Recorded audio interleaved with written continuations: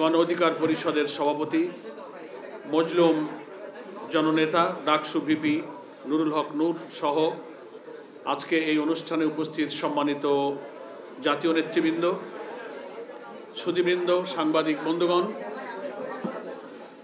এবং গণ অধিকার পরিষদের অঙ্গ সংগঠন পার্শ্ব সংগঠনের প্রিয় সাথীরা,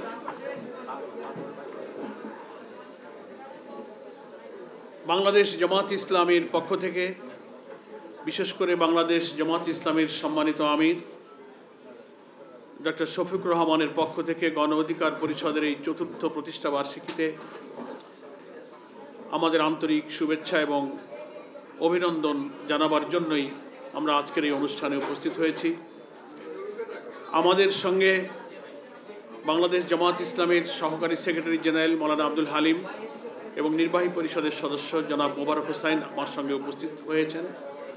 এখানে জাতীয় নেতৃবৃন্দের মধ্যে বাংলাদেশ জাতীয়তাবাদী দলের স্থায়ী কমিটির সদস্য সাবেক মন্ত্রী আমির খসরু মাহমুদ চৌধুরী,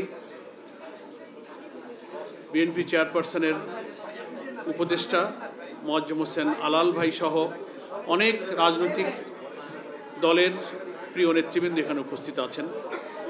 সাংবাদিক বন্ধুরা এখানে আছেন, আমি সকলকে আন্তরিকভাবে শুভেচ্ছা জানাচ্ছি।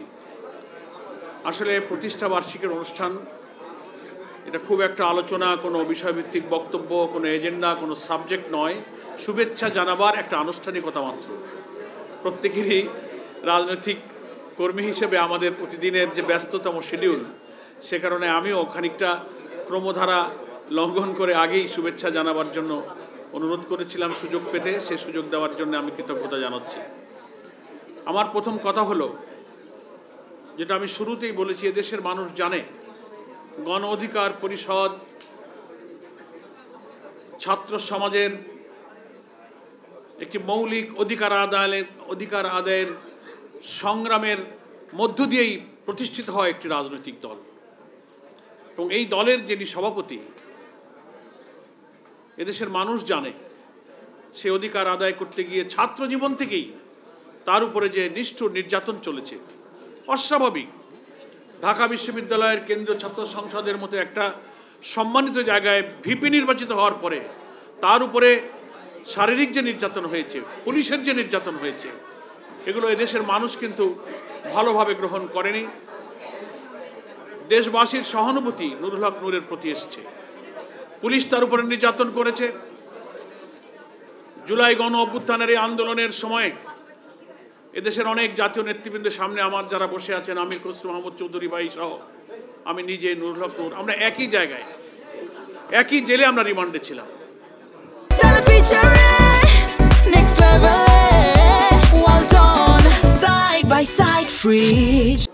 সেসব ভয়াবহ নিষ্ঠুর নির্যাতনের যেসব দৃশ্য আমরা চোখে দেখেছি, নুরুর শারীরিক যে অসুস্থতা, যে অবস্থা, তা দেখলে আসলে ধৈর্য ধরা খুব কঠিন। ফ্যাসিবাদী কর্তৃত্ববাদী শাসকের পেটোয়া পুলিশ বাহিনী যে শিক্ষিত ছাত্র সমাজের এই বরেণ্য নেতৃত্বের উপরে এইভাবে নির্যাতন চালাতে পারে, এটা সভ্যতার একটি বিপর্যয় বলে আমি মনে করি।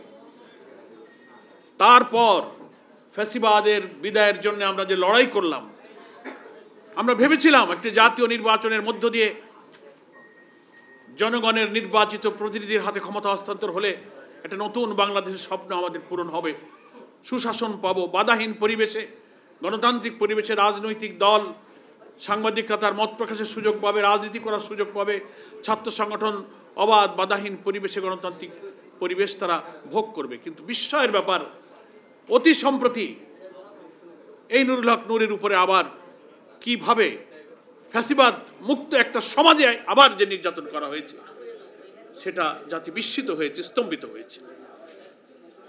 সে অসুস্থ, তার চলাফেরা হাঁটতে দেখলেই বোঝা যায় যে স্বাভাবিক সে নয়। দেশের বাইরে সে চিকিৎসা নিয়ে এসেছে। আমরা বাংলাদেশ জামাত ইসলামের পক্ষ থেকে তার সুস্থতা, সুস্বাস্থ্য কামনা করি এবং এই মজলুম নেতারকে ঘিরে গণ অধিকার পরিষদের মূল সংগঠন, অঙ্গ সংগঠন, পার্শ্ব সংগঠনের বিপ্লবী কর্মীরা যেভাবে এই সংগঠনের অকুতোভয় অগ্রযাত্রাকে অব্যাহত রেখেছেন, জামাত ইসলামীর পক্ষ থেকে আমি তাদেরকে আন্তরিক ধন্যবাদ জানাই।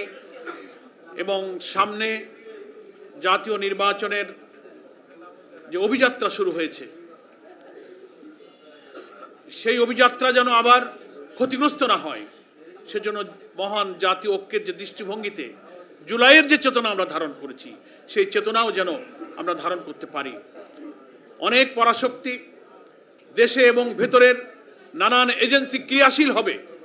ফ্যাসিবাদমুক্ত বাংলাদেশে একটি সুষ্ঠু গণতান্ত্রিক পরিবেশ, একটি নতুন বাংলাদেশ, একটি মানবিক বাংলাদেশ বিনির্মাণের পথে অনেক বাধা আমাদের আসবে। সেজন্য রাজনৈতিক মত পথের ভিন্নতা থাকা সত্ত্বেও আমরা যেন দেশ গঠনের মেজর ইস্যুতে যেন আমরা জাতীয় ঐক্যমত থাকতে পারি। আমরা দুর্নীতিমুক্ত সমাজ চাই, নিরপেক্ষ নির্বাচন চাই, জনগণের ভোটাধিকার প্রয়োগের মধ্য দিয়ে যেন প্রকৃত মতামতের প্রতিফলনের মধ্য দিয়ে সরকার গঠন হয়। এইসব ব্যাপারে তো আমাদের রাজনৈতিক দলের মধ্যে কোনো ভিন্ন মত নেই। অনেক ন্যাশনাল ইস্যুতে আমরা ঐক্যমত্য থাকলে আশা করি দেশ গঠনে আমাদের পরাশক্তি এবং অভ্যন্তরীণ শক্তি প্রতিবন্ধক হতে পারবে না।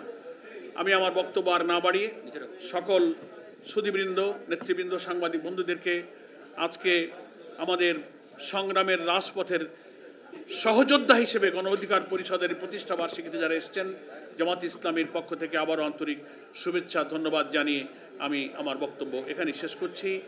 আল্লাহ হাফেজ, বাংলাদেশ জিন্দাবাদ। আমাদের ফুলটা দাও, ফুলটা দিয়ে যায়।